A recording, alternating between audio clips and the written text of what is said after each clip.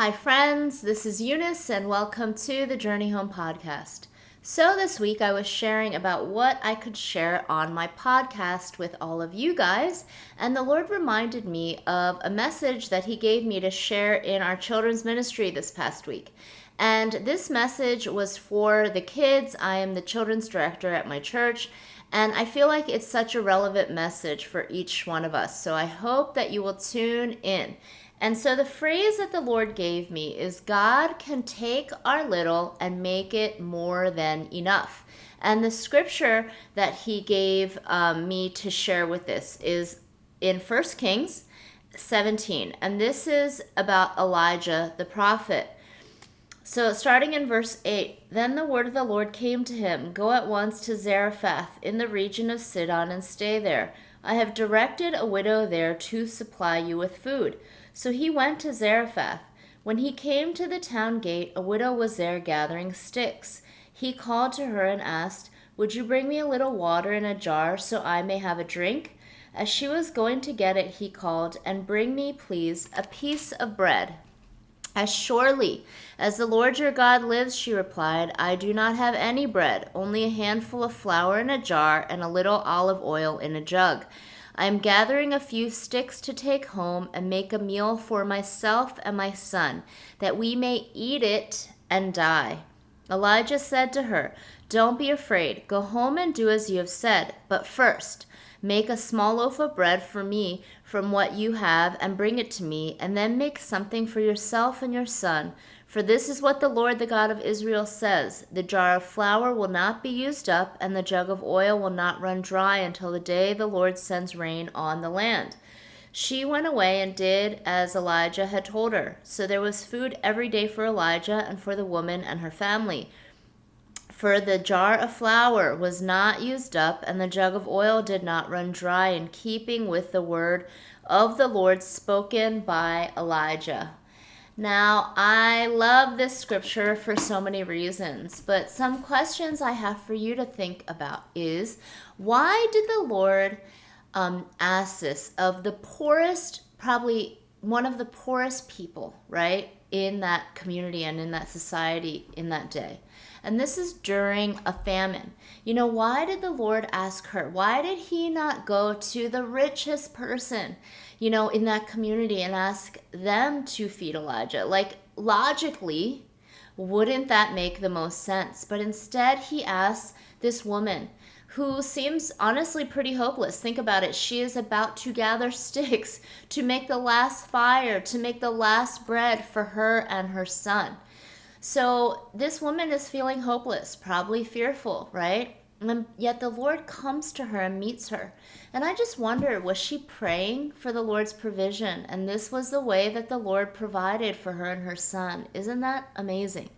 Think about it. The Lord answered perhaps her prayers. Now, I don't know for sure if she was praying this, but as a mom, I bet you she was praying, Lord, help us, If there's a God out there, please help us.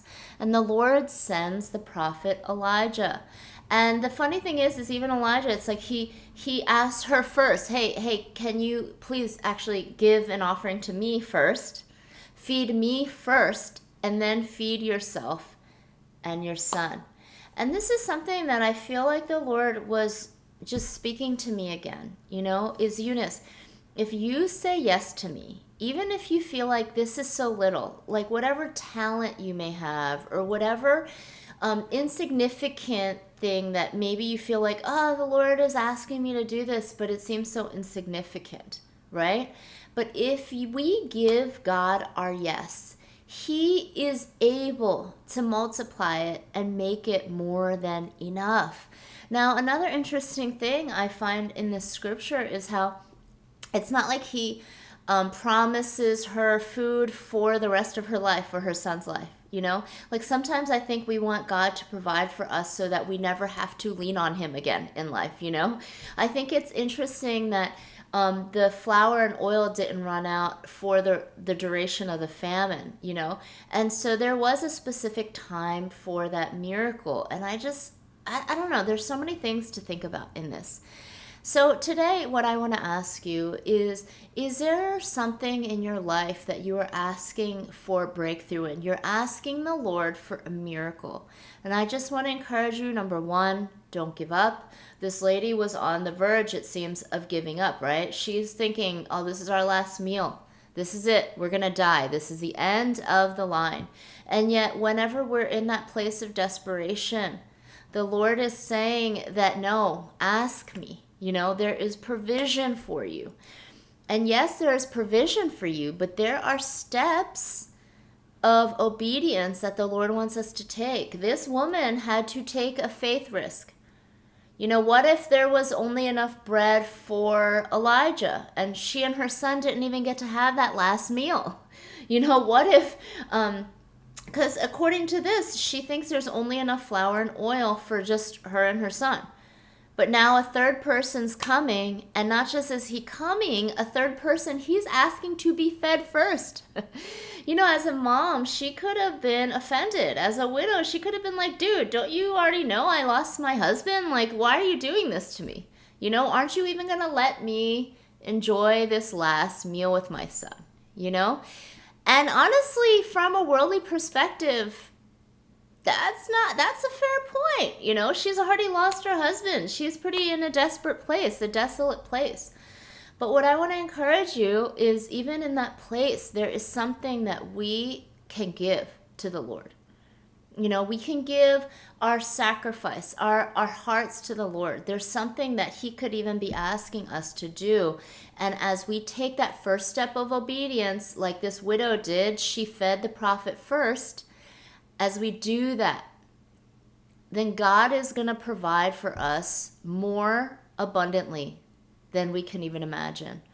I mean, how cool is that miracle? Is that, like, man, every day she'd go to make food for her and her household and Elijah, and there was still flour, there was still oil.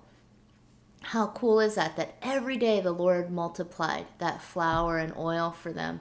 And that's something that I want to encourage you, is that God, he loves you, and he is the God of the Old Testament and the New Testament and of today. He can do these miracles still today.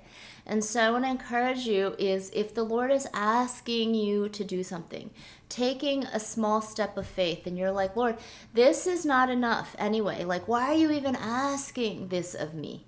I want to encourage you to take that step of faith and see how he provides for you. And I also want to encourage you, write it down. When he provides for you, write it down so that you can look back. Even if it's just writing it down in your phone, so that you can look back and see the provision of the Lord and faithfulness of the Lord throughout your life. So I hope that this word encourages someone out there today, and whatever that step of faith may be, I pray that you would say yes to Jesus and obey him.